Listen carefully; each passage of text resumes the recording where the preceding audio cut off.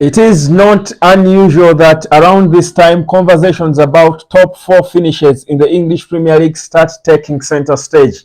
A very good morning, good evening, good afternoon, depending on where you are. This is the United Hotspot. It's the morning show, and on this one, we are talking about something we are certainly targeting for this season. Top four, the top four race is beginning to come down on us. It's beginning to look real for Manchester United, considering how we've been performing in the last games. It's excitement everywhere when you talk Man United. Welcome. My name is Webb. How are you? Okay. How are you feeling as we do count down to the return to action? We look ahead to that game against Luton and what exactly it means in our race for top four. And if we do win a fourth consecutive game in the Premier League, a fifth rather in the Premier League, how would it be? What would that mean? But also do recall that top four means more money because we'll be back in the Champions League, which is returning today. So very important day today in football. FC Copenhagen will be taking on Manchester City. I hate to mention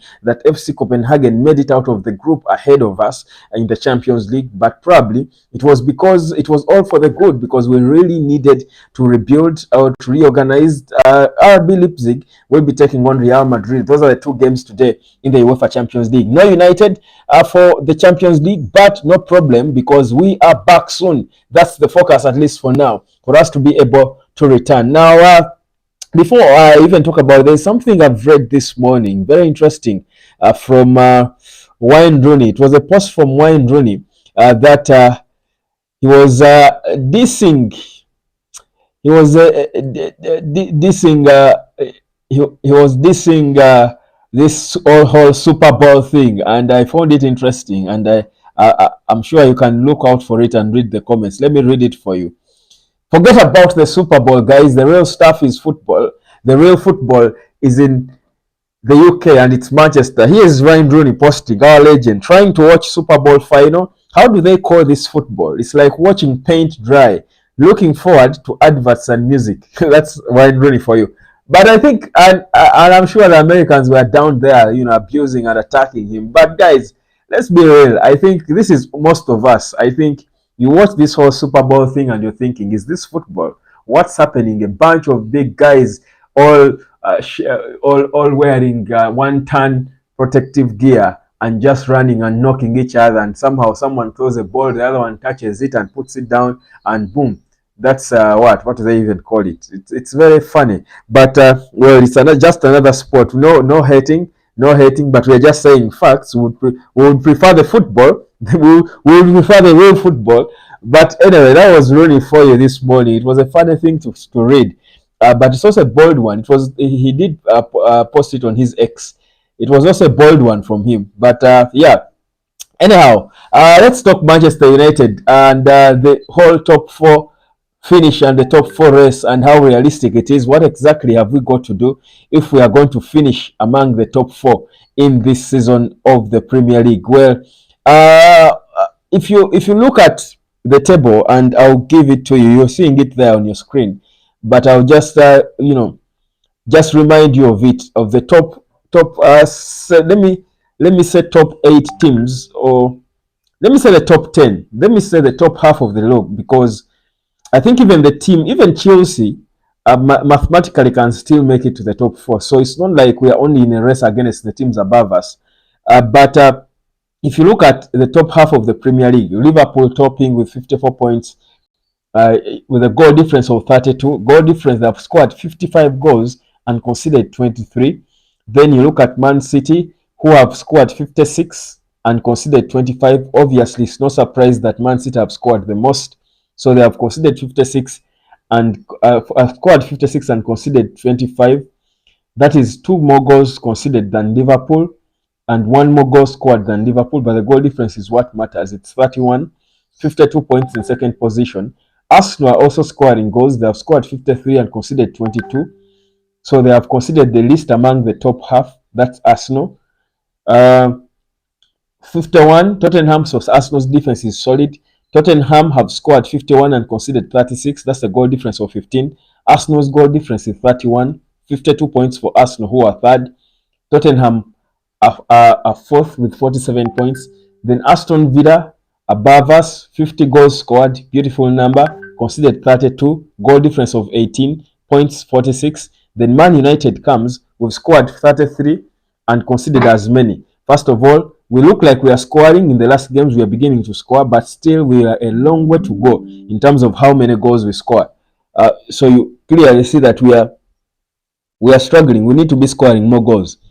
Now, you look at that, and you try to you go into the other teams, teams like Newcastle United. Is this charging? It's not. Let me just fix this charger. Just a second. So you see that the goal issue is a serious issue for Man United. That's right.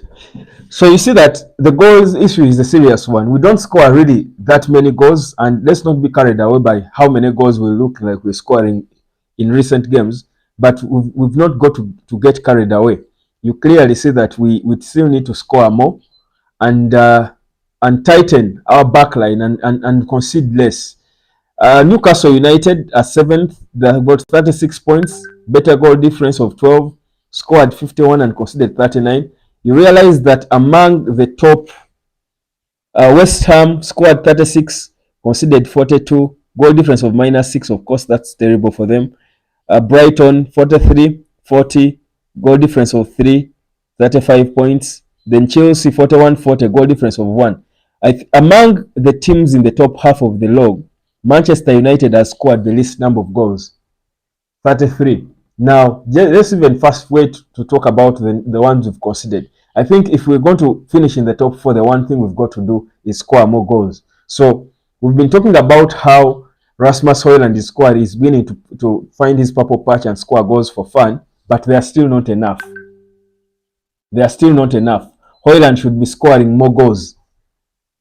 He should be scoring more goals for Manchester United if we are going to finish in the top 4. That's one. And we'll go into the opponents we are going to face. So that's very important. So meaning Erik ten Hag has got to devise means, to devise strategies of us killing off certain opponents.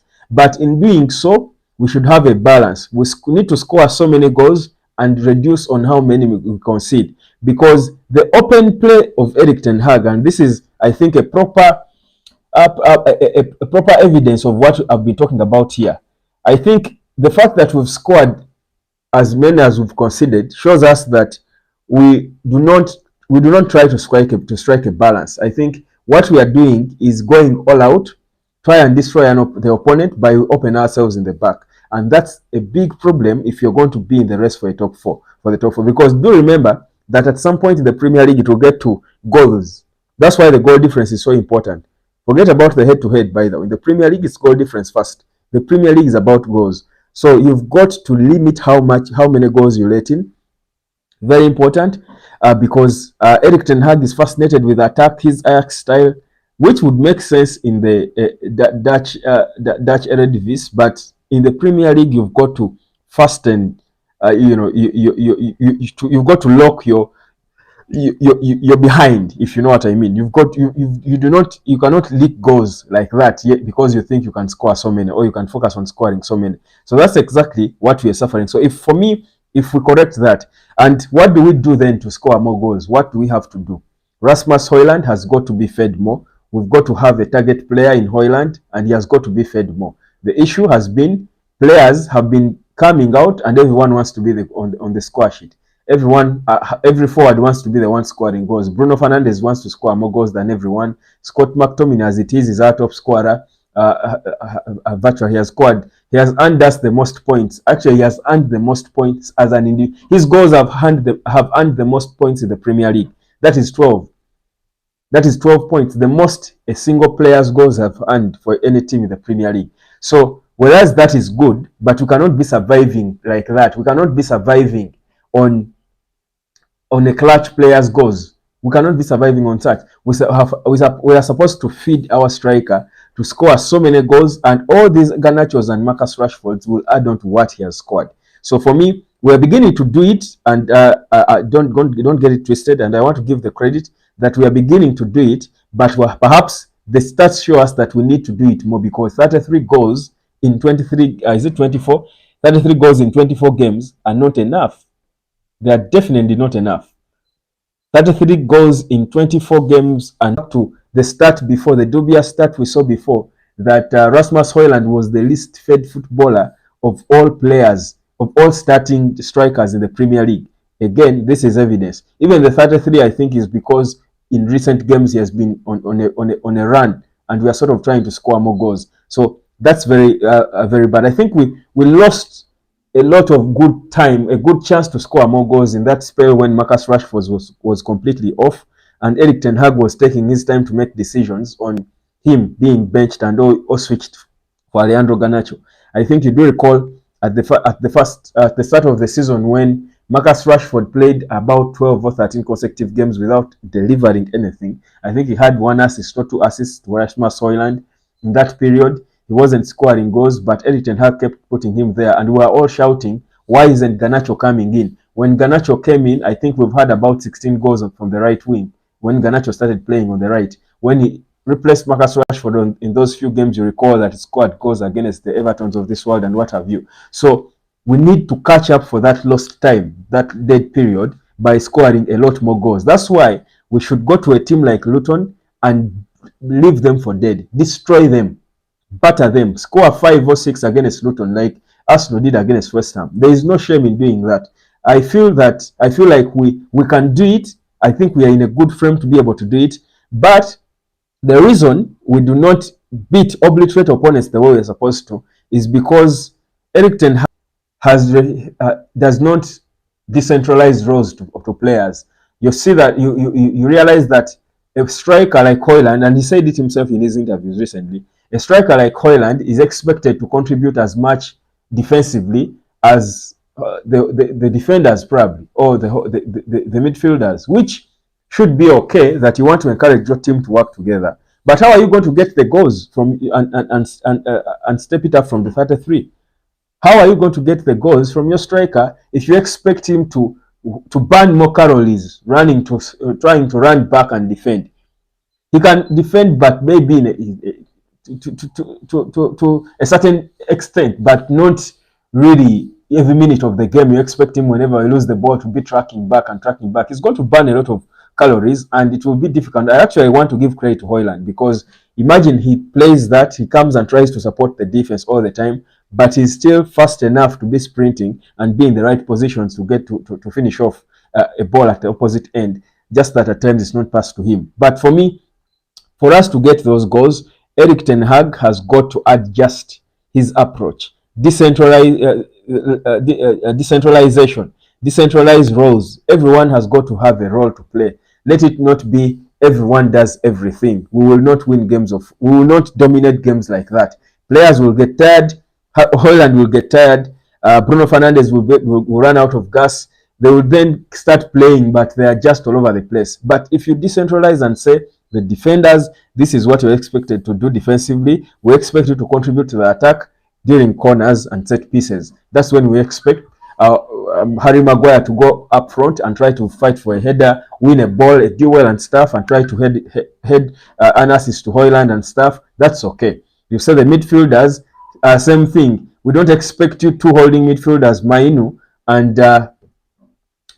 Casemiro, to be going so advanced in the attack. No, keep disciplined, and let's trust Bruno Fernandes to play in that role as a number 10. Decentralization. Højlund, be patient, stay up top, drop back a bit if you have to, but don't come so deep when you're dropping back. Conserve your energy and wait for your opportunity to score goals. Garnacho and Marcus Rashford, your job is, when you get the ball, find ways of picking up Højlund or cutting back for these for Bruno to get a follow up and and shoot at goal, and hoping that maybe he will score, or he can force a rebound and Højlund will be in the right position to finish it off. That decentralization is needed. Otherwise, this is what is going to happen. We are going to keep scoring a few goals but conceding almost as many. For me, that's the honest truth about this whole Erik ten Hag approach. For me, that's exactly what you're supposed to do. Brian already saying, good morning, Brother Webb. I'm sure we are in for top 4, but Tottenham is the threat. Good morning. I'm watching you from Nigeria. Badmas Bassett, how are you, my brother from Nigeria? How is Nigeria? How is it going? Well done, by the way. Nigeria, I think we are quite unfortunate not to win. We are quite unlucky not to win the Africa Cup of Nations. But I honestly wished it for the Nigerians there, especially because of the captain Ikong and Victor Osimhen, who honestly, even if you don't support Nigeria or if you just love football, you love Osimhen. I think in Osimhen you have a striker who can be the next best African striker after Drogba. I think he has got all attributes to be a Drogba, a Samuel Eto'o, and all these great African strikers, the very best we've had. I mean, his work rate, the way he puts defenses under pressure, the way his attitude, he lifts his team up, the way he's enjoying his football. I love Victor Osimhen, by the way. I do love him. I understand why he's a baller, and I see why he's the best African player. So, good stuff there. Badmas Basit, I do hope you've subscribed or become a member so that we keep growing together. Stick with us. We're here every day. I think I'm seeing you, Badmas Basit, for the first time. We're here every day at 11 a.m. and at night. Now after the AFCON, we are back to 10 p.m. But yeah, thank you so much. Alfred Sendwa, how are you doing, brother? Good to have you again. Permanent fixture here. Good morning, Web. Good morning, everyone. Welcome aboard. So we are talking about our top four race and what we need to do, because the reality is it's realistic. Man United can finish in the top four. We've got what it takes. We've shown that we've got the squad now. We've got the personnel. We are building the character. But what are we supposed to do? Kawagambe Sam, you're right, Daniel. Yes, brother. How are you, Sam, my brother? How is it going, bro? It's been a minute. Good to have you here as well. Now, we're talking about what we need to do to finish in the top four. If we continue, if Erik ten Hag keeps being a one-trick pony and sticks to his guns and keeps playing the way he's playing, one holding midfielder, Casemiro a single pivot, you're talking of a 32 or whatever year-old guy who has been injured. You're telling him to man the central defense, to shield the back line alone. In the Premier League, that's dangerous. That's dangerous. You're trading on a thin line. I think it's very extremely dangerous. What Erik ten Hag has got to do. What Chomuhendo Patrick, good morning, Dan. You're doing a great job. Thank you, brother. Thank you, Chomuhendo. I appreciate that, and you're also doing an amazing job by being here this morning and, of course, watching with us. So, for me, the personality and the players we have, even if Lisandro Martinez is not there, he's injured, even if Luke Shaw might get injured, it's probably, but the fact that we've got all the other players fit, we've got the depth in the squad. The thing for me, why we might struggle is if Erik ten Hag does not adjust and solve. I've just started it off with talking about our goal difference. The goal difference of 0, scoring as many goals as you've conceded. We've scored the least number of goals of all teams in the top half of the Premier League. We've conceded as many goals as we've scored. Now you cannot trade like that and compete for a top four when you've got a Tottenham that's so consistent. By the way, Tottenham is one of the most consistent teams in the Premier League this season. I think Tottenham is even more consistent than Manchester City, and their consistency is not in getting results, because it's not about. We never expected them to stay top of the log for so long. Of course, they were there for a decent period of time, perhaps the longest time Tottenham has spent on top of the log in their history. But we've never I've just seen an update here on Luke Shaw, and I'm going to give it to you, a breaking update. Let me first confirm the source. I've just seen it here. I'll give it to you in just a bit. But we've never really seen Tottenham in the top of the log for as long as they were. But we all knew that at some point they were going to drop back. But the reality is, in terms of how they play, Tottenham is consistent. Even when they had so many injuries, Son was not there. These players, their Papa players, whatever, were in the AFCON. The African, midfield duo were in the AFCON. Spurs were still playing the same way, and that's why Postecoglou is being linked with Liverpool. And he's a brilliant manager, to be honest. They are playing consistently good football, and you want to give it to them. But you knew that they would always drop off, but they have been consistent. If we are going because if we are going to finish in the top four, the easiest teams for us to displace are Tottenham and Aston Villa. And they are the easiest teams for us to displace. Tottenham and Aston Villa. Forget about Arsenal, Liverpool, and Man City. Whereas they are also not on their on their best game. The reality is they are a bit far better than us. I think it would be an overstretch us looking at them. I think let's be honest and humble and know that the easiest people for us to disposition are Tottenham and Aston Villa. But Tottenham is consistent with how they play and they play good football. On a bad day, they will lose because of injuries and stuff. But on a good day, you saw how they calmly, even when they came at Old Trafford, and this is the game I watched in the stands. They calmly. I just love Postecoglou and his calmness as a manager. It's so important. It's like he knows what he's doing. They will take their time, play football their way, pass the ball their way, and score goals without forcing it, without rushing, patiently. They are so calm. So such a team is dangerous. You look at their stats. Let me read it for you. You look at their stats and you see they have scored 51 goals and conceded 36, goal difference of 15, which means they are scoring many goals. They're just 5 goals shy of Man City, who have scored the most, and they don't concede so many. 36, a goal difference of 15 is not that bad for a team that's having a manager in his first season. So Tottenham can be stubborn. For Aston Villa, we can probably, get them. We can probably move them. They are 5 points clear of us, but I think they will drop points at some point. Their next 6 games are not the easiest. But for me, if we are going to disposition Tottenham, we are supposed to score more goals and be tighter defensively. That's what Erik ten Hag has got to be doing now. Forget about improving players. I think the players are picking up now. They are psyched.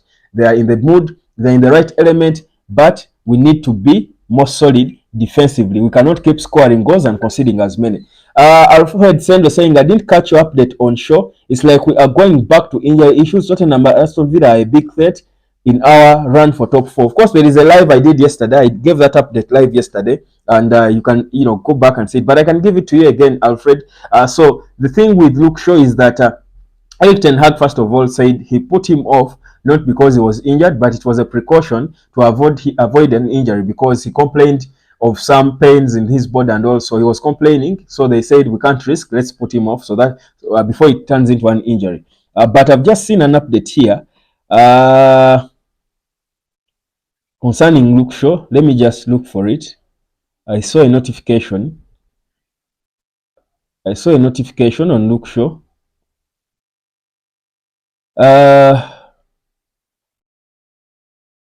Manchester United received a major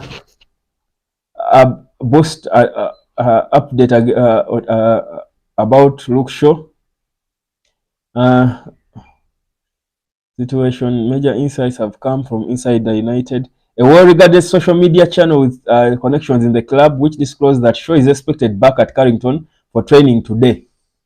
So this is an update that I've just received now from an insider, from Insider United. They are saying that Shaw is expected back at Carrington for training today. After this live, I'm going to try and make some calls myself to Carrington and see whether exactly he will have trained and how he will have trained. Probably I will do another live before the night one and give you an update, or in a short video. I'll come back probably later when I get it. But this is what is coming through right now. The fact that I'm live now, I may not make the calls to be able to know. Let me maybe just text someone here just a minute to try and follow up. Let me just text someone just a second. Guys, this show situation is an emergency situation. It's very important for us to get it. Let me just text someone because I've just received. Let me just share with them the link to that update and just ask them to verify it for me the moment it is true. And when I get the news that is there, I will just come with a breaking update for you on Luke Shaw. But this is what we are getting, that he will be. Yeah, there you go. Yeah, guys, let's wait and see. But this is an update I'm just getting now, that this is Insider United, and they have got sources at Carrington. They are saying that disclosed that Shaw is expected back at Carrington for training today, while he is set to undergo a thorough assessment by the club's medical staff. The sentiment within the team is optimistic about his availability for upcoming fixture against Luton, barring any new findings. That's the latest. That's an update now. It has just come in now. I'm trying to verify it from my direct sources at Carrington. So I've sent people, a message. If I do get a response, as we are on now, I'll give you the update. But that's the one. It's a positive one. So they're saying we could have him back, but he's going to be undergoing a thorough medical checkup, and they will see how he performs during training. But if he's not there, for me, I honestly think the best person to play in that position of all the players is not Victor Lindelof. I think Amrabat would be better. I think Amrabat played better in the left back when he just came at United. He just arrived at United. He looked better. And in fact, he looked better as a left back than he ever did as a midfielder, honestly. Alfred, I think I've given you an update. Don V, good morning, Web. I'm watching in from Kayunga. I love your shows always. Thank you, Don V. Thank you so much for always being here with us. Thank you. I appreciate you. Pikisa Habat, how are you doing, brother? It's been a minute. Good morning, Mr. Webb. I'm watching you from Arua. Arua, that's the farthest, perhaps one of the farthest corners from the Pearl of Africa. Arua, right now, I'm smelling Manchester United finishing in the top 4. Big up on yourself, brother. Yes, Man United and top 4. We've got what it takes. We've got the armory. We've got the weapons. For me, it's the usage. How does Erik ten Hag balance? Our weakest link now is how we concede goals. By the way, you realize that when Erik ten Hag starts playing a double pivot, when Erik ten Hag starts playing 2 blocking midfielders or 2 holding midfielders, one on the left and one on the right, we will score more goals and by default. We will score more goals. Alfred Sendwe, thanks for the update, brother. Thank you, my brother. Thank you for of course, being here for the update. So we will score more goals when Erik ten Hag stops his fascination with playing a single pivot. It doesn't work. It doesn't work. It puts us under pressure. I mean, guys, let's be honest. When is the last time? You watched a United game without pressure? When the last time, even when you're leading 2-0, we are still under pressure. We are like this. I do these live watch alongs.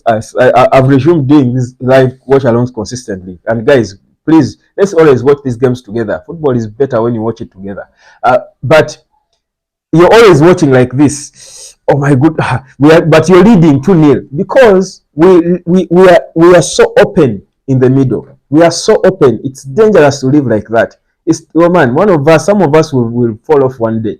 I don't want to drop off and collapse live here during a watch along because we are leading 3-0, but I'm still on the edge of my seat. I'm watching to the edge of my seat.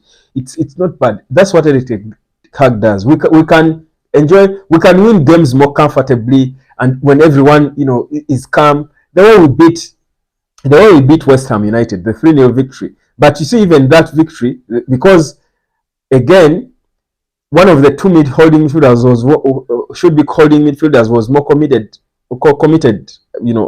up top in attack. So there are moments where West Ham had their chances, and they are still. We had pressure a bit. We had that bit of pressure. So we cannot live like that, Erik ten Hag. It's not the Premier League way. It's not. And you see, football has changed today. Before, you could have Sir Alex Ferguson would just come out there to attack. Because most of the opponents there were bullied by United. They will see, we come out of the tunnel and these boys are seeing a team that has Nemanja to these most of the small teams.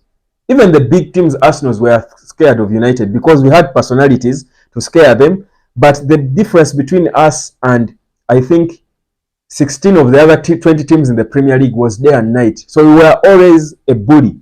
Today, the difference has narrowed. We've lost that fear factor. So we are close to almost all the 20 teams we are playing with. So we cannot think we can go out there to them and bully them. And they won't bully anyone. They will be confident and they will come back at us and they will score goals. That's why we concede so many goals. We don't bully anyone. Even Luton, we should respect them. Play a double pivot. Don't give them any chances in the middle. Just manage. Football battles are won in the middle. Manage the midfield. The pressure will reduce on the players, on Onana, on the fans, and then the forward players who we know are very skillful. I don't think we've seen even a half of the best of Bruno because he always has to run back and track back and get tired and throw his hands around, frown, he moans and stuff. No, you're making these players tired for nothing. Just decentralize and trust that every player will play their role and let me tell you, United will win games more comfortably and easily. There is something here. More confidence to pick finishes, fully fit after back issue in preseason, louder voice with teammates. These are exactly the same things I've been telling you about Rasmus Højlund and how he has improved his game. This is the Athletic. Probably they were watching one of our lives and they picked up an article there. But Højlund has gone from no goals in 14 league games to 5 in 5. 5 in 5. What has changed? I think I've spoken about that. He has grown in confidence. His teammates are beginning to gel with him. They communicate better. He's more calm and comfortable. He's loved. The cohesion is growing in this team. And I'm telling you, if Højlund doesn't have to worry about tracking back so much, he will score more goals. Bruno can give him the passes. Kobbie Mainoo can always get him and pick him up, give him the passes. He can score more goals. Eden Raymond Asiku, good morning, bro. Watching from Mutungo Bina. The return of Shaw is a boost to the team. Well, big boost to the team. There was reports that is it Harry Amas, one of the academy youngsters, has been training with the team. That one of the youngsters from the academy has been training with the team because they could actually come in and play left back ahead of anyone. I think there was that report I saw somewhere. There's a story I saw. Let me also actually verify this, whether he has been training with the team as well. Let me text my source, my Carrington insider, Harry Amas. Been training at Carrington.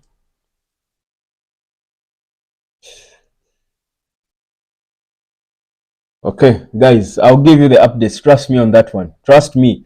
My assignment today is getting to the roots of this whole Luke Shaw situation and whether he will be back and available for the game against Luton. So, yeah, there you go. So, for me, top 4 is extremely, extremely possible. It all depends on Erik ten Hag and his approach. Now, let's look at the games we have.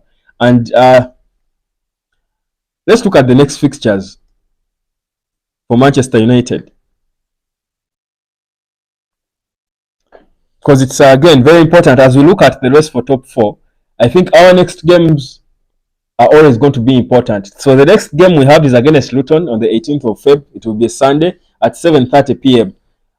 This one, I think Luton is stubborn. Luton are a stubborn lot, and let's not even try to undermine them. I don't think Man City beat them. If I try to recall, I think it was a draw. They gave Man City a run for their money. They gave Man City a big run for their money. I think it was Arsenal, among the big teams, it was Arsenal that were able to beat them. Luton, Man City, how was it? No, they gave Man City a run for their money, I remember. It was a narrow 2-1 victory. A narrow 2-1 victory for Man City, I think, on the 10th of December. Yes, it was a narrow 2-1 victory for Man City. Scored the 65th. So they gave Man City a good run for their money. They gave Arsenal another good run for their money.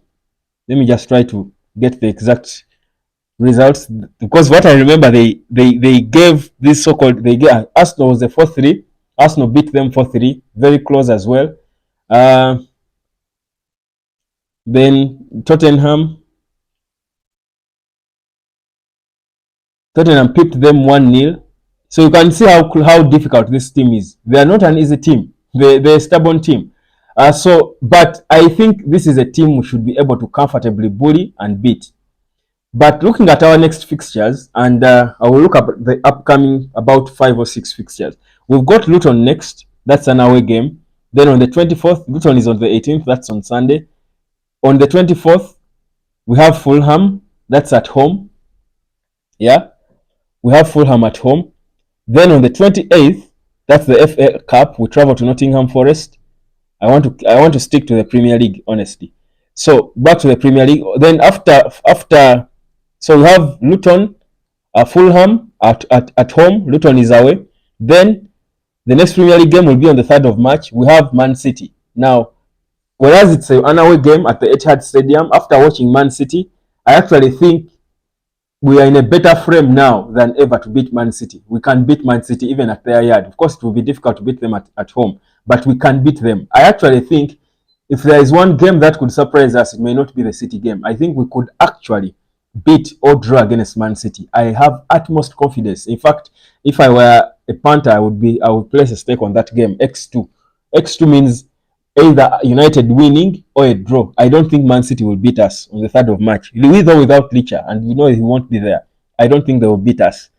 So we have Man City, we have Everton. Of course, this is a team fighting relegation. Stubborn team.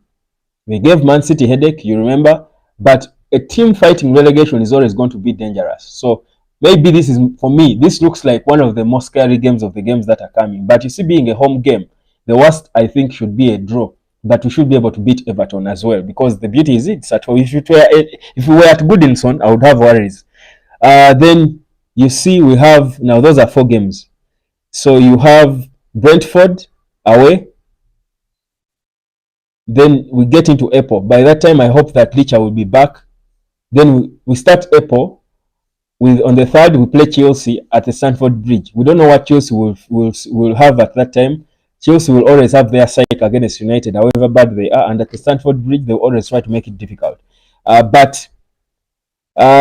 Then after that, we've got Liverpool at home. Liverpool is our, for Liverpool, even when we're at our worst in the reverse fixture, we draw against them at Anfield. I think Liverpool at home, that one is a derby. With or without any player, we should be able to beat Liverpool or draw. At home, they won't beat us. That won't happen. Then Bournemouth, then Newcastle later on the 20th of April.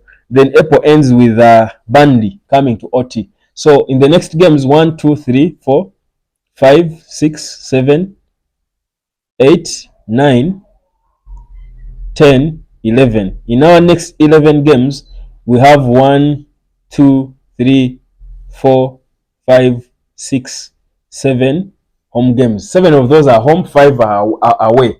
Now, of the 7 home games, I think realistically we can win 5. With the team and how we are looking, if all factors are constant, I think we can win 5 of the 7. And yeah, so I don't want to look so far ahead, honestly, because this United has shown us that it can disappoint when you least expect it. But also, it's always good to take it a game at a time. So let's focus first on Luton. Luton is a stubborn opponent, but this is a team we should be beating because we are on a run.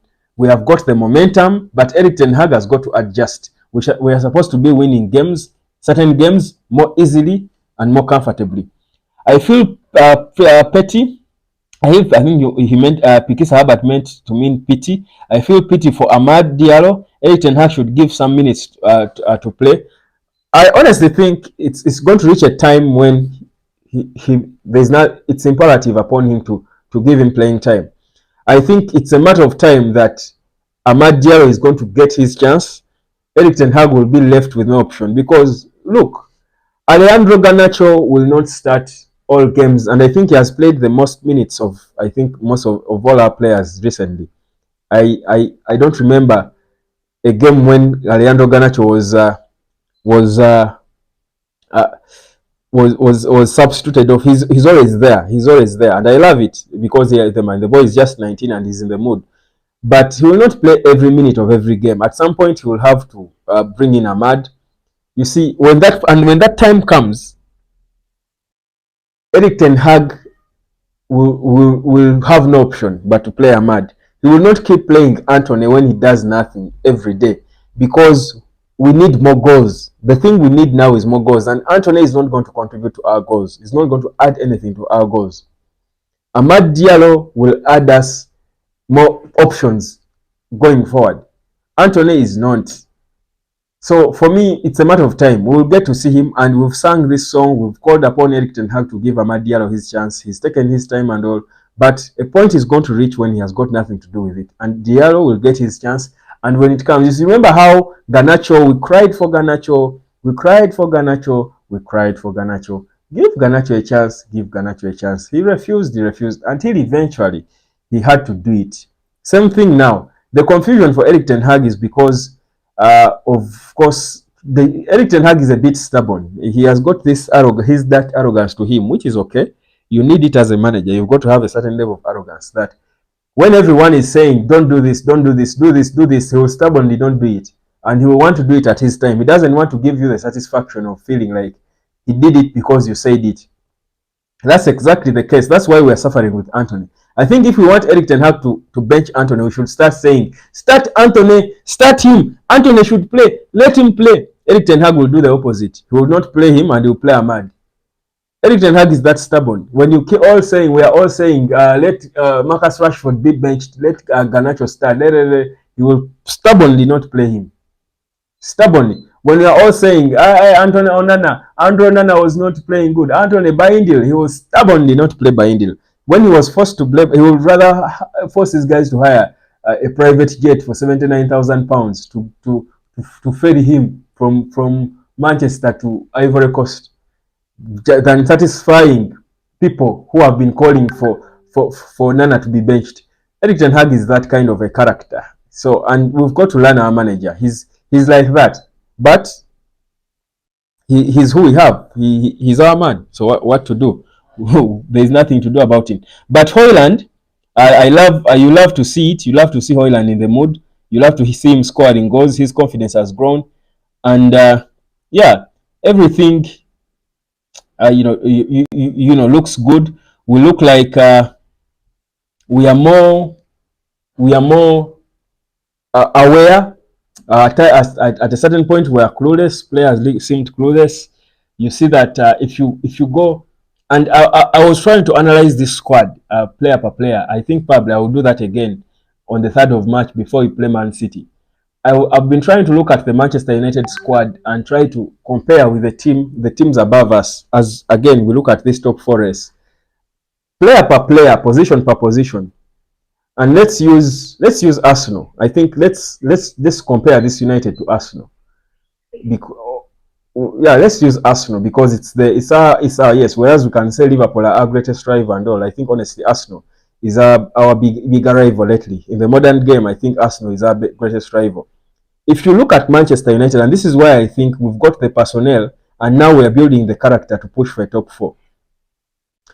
I think if you look at Man United player per player, position per position, we might have the second best, or if not best squad in the Premier League. Player per player, position per position. Go to goal, and let's use Arsenal as the benchmark. Go to goal and talk about Andre Onana and what's his name? The new Arsenal goalkeeper. What's his name? David Raya. You can't tell me that David Raya is a better goalkeeper than Onana. I think the reality is Onana had his bad spell. It happens to everyone. The whole team was bad, but David Raya is not a better goalkeeper than Andre Onana. He's not. No, I mean, let's be real. So Onana, yes, he was forcing to error, but let's judge Onana on his last game. He showed us that he's what he is. So Onana is a better goalkeeper than David Raya. Even the price says for itself, the pedigree, the history and all. So player per player, Onana is a better goalkeeper. Left back, I don't think there is a better left back in the Premier League when Luke Shaw is fit. When Luke Shaw is fit, is the best left back, probably among the best in Europe.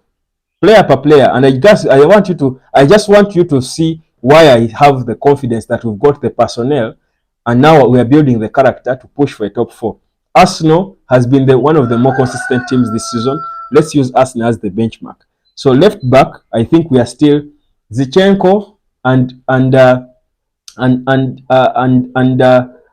Luke Shaw. I think Luke Shaw is better if he's fit. Central defense, Lisandro Martinez. Compare him with any of the 2 central defenders, or Saliba or whoever.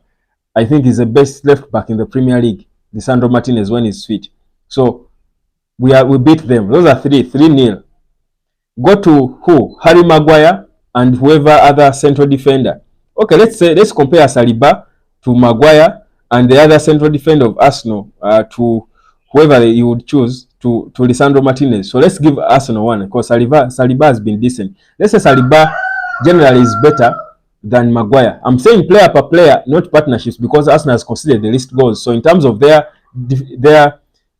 defense, you cannot not give them their credit. But player per player, who is better. Even Maguire, I think, should be, but of course, people will not take that. So let's say, okay, that's 4-1. Go to the right back. Diogo Dalot, I think, is by far better than whoever they put there, Ben White or whoever. I think Diogo Dalot, now the Dalot from the last game, is better than any right back Arsenal will have. Go in the midfield, player per player. Casemiro, compare Casemiro to who? And should we compare the midfield together? Casemiro, Bruno Fernandes, and Kobbie Mainoo. Have Victor Odegaard, Declan Rice, and who do they usually play in that middle? Arsenal. Who is their usual starter with Odegaard and Declan Rice? Is it Partey, Thomas Partey? Put whoever you want there. That midfield, you know. But even if we take it player per player, compare Casemiro to Declan Rice. Declan Rice is doing good, but Casemiro is just returning from injury. But when Casemiro is fit, he's the best holding midfielder in the league. We know that. That season he was the best, without a doubt. So Casemiro and Declan Rice, you could say because of Declan Rice's form and improvement now, there could be a tie. Okay. Martin Odegaard and Bruno Fernandes. I honestly think, yes, Odegaard has been looking better, but Bruno Fernandes is a better player than Odegaard. That's what I think. Just that Bruno Fernandes is not given a proper role of what he does. It's the way Erik ten Hag uses him that makes him struggle. But even in his struggling, he's having to compare the two. For me, Bruno Fernandes, I think would be better. Kobbie Mainoo is better than all of them combined. Let's not even put Kobbie in this conversation. Kobbie alone is better than the entire Arsenal midfield combined. Or you can want to compare Kobbie and Declan Rice, but I will just take you back to that Arsenal game in pre-season. Kobbie Mainoo put Declan Rice in his pocket like this. He pocketed him proper. So Kobbie is better. Let's not even put Kobbie in this conversation. He's just up there. He's not with them. Go to the attack. Gabriel Jesus and Rasmus Højlund is a no-brainer. Jesus is way below Rasmus Højlund. Højlund is the best striker in the Premier League for me. He's potentially the best striker in the Premier League. Go to the wing. Martinelli and Marcus Rashford on the left. For me, Martinelli is my favorite player at Arsenal, by the way, is Martinelli. I just like how he plays. I like players like that. I enjoy him a bit. Compare him with Marcus Rashford. Whereas I'm not the biggest fan of Rashford, I think the facts have shown that Rashford has got better potential than him. Rashford is better. Go to the right, Garnacho and Bukayo Saka. And you can debate about that, but honestly, I think right now, Saka had 2 goals in the last game. I think he's even assisted and stuff. Saka is good. He's brilliant.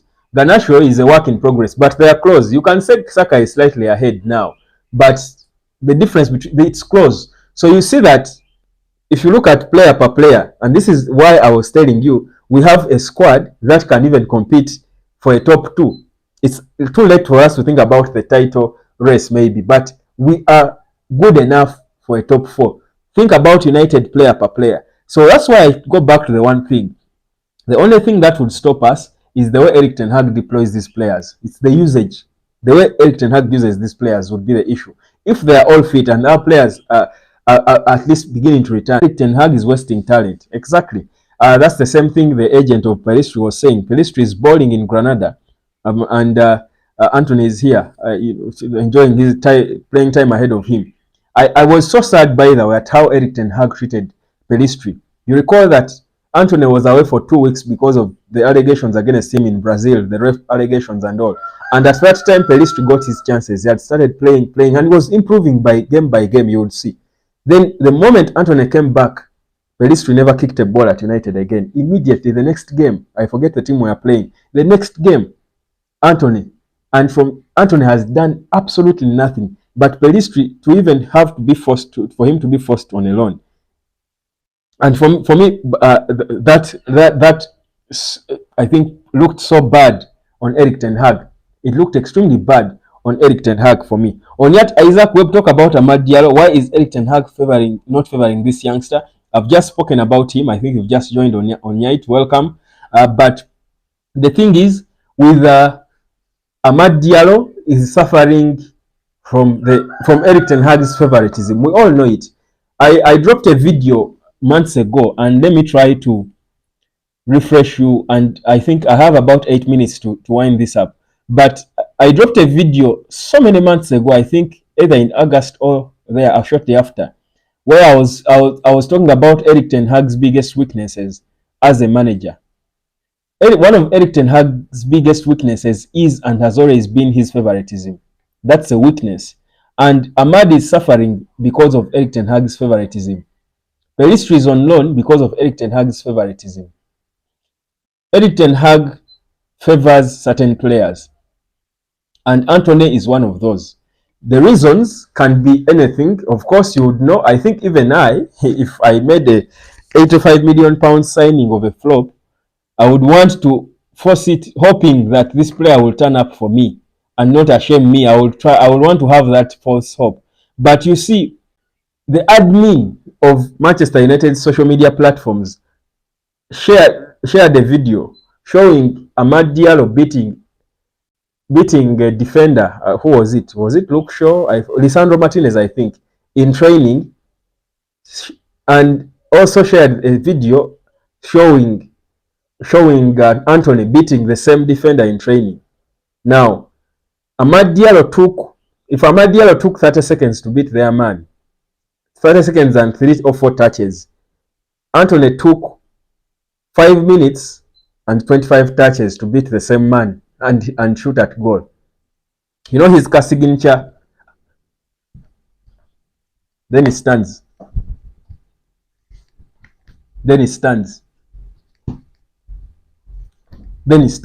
Amad Diallo just came and tap, pa, pa, pa, pa, pa, pa, shoot. It's a goal. Antony came, ka, ka, ka, pa, pa, pa, ha, pa, ha, ha, ha, ha, ha. Then someone shouted, Antony, pass the ball. Then, then he shot.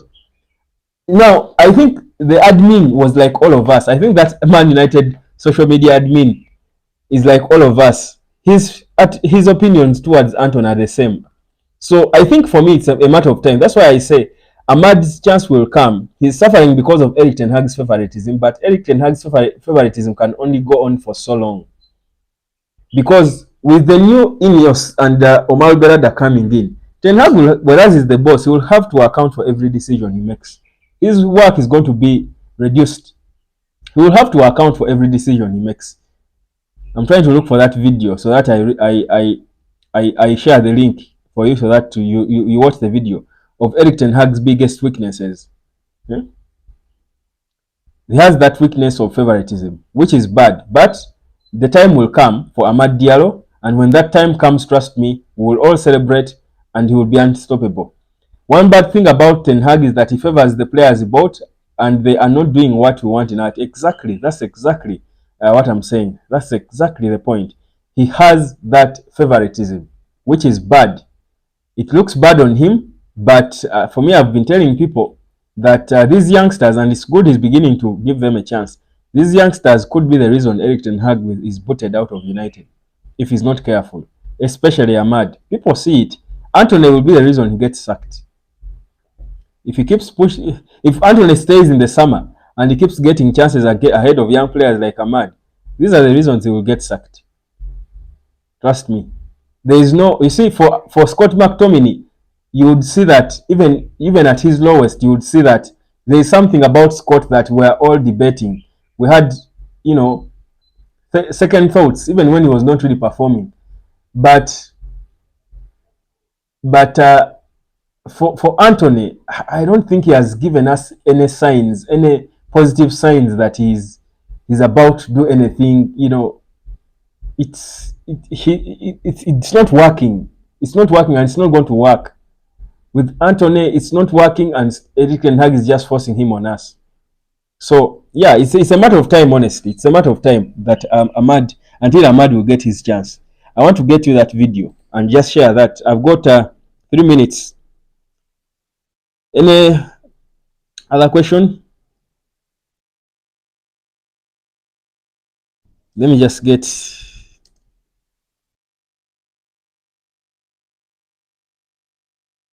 Eric Ten Hag's biggest weaknesses. Here is the video. Let me just copy this link and share this in the comment section. You can click on this link and watch this video that I posted months ago showing Eric Ten Hag's biggest weaknesses. Right there. I've shared the link there. Guys, thank you so much. I've got 3 minutes. So for me, that's it. But I believe we can still finish in the top 4 if Eric Ten Hag makes adjustments. If he doesn't, we are going to be inconsistent again. We are going to go up and down and up. And you see right now, if you don't have your best defender, who is your best at one-on-one, 1v1 situations and stuff, you want to have an organized midfield to shield them. If we organize our midfield, it doesn't matter who will play in the back. They will not be exposed. If we just play one person playing on the left, number 6, Casemiro on the left, Kobbie Mainoo on the right, stay there. Bruno, number 10. Just stay there and enjoy yourself. Højlund, look for goals. We want many goals. Marcus Rashford, always, make your run, wins this league. He knows what to do. He knows what to do. Just sort your midfield. You get your SCNs, get your Mikel Obis, get your beasts in that midfield. Use them properly. Be disciplined in the middle. You will win the league. Balance the midfield in the Premier League and have a good striker. Just have your SCN playing alongside Obi. Then have your good number 10 ahead of them. Then have Drogba up top.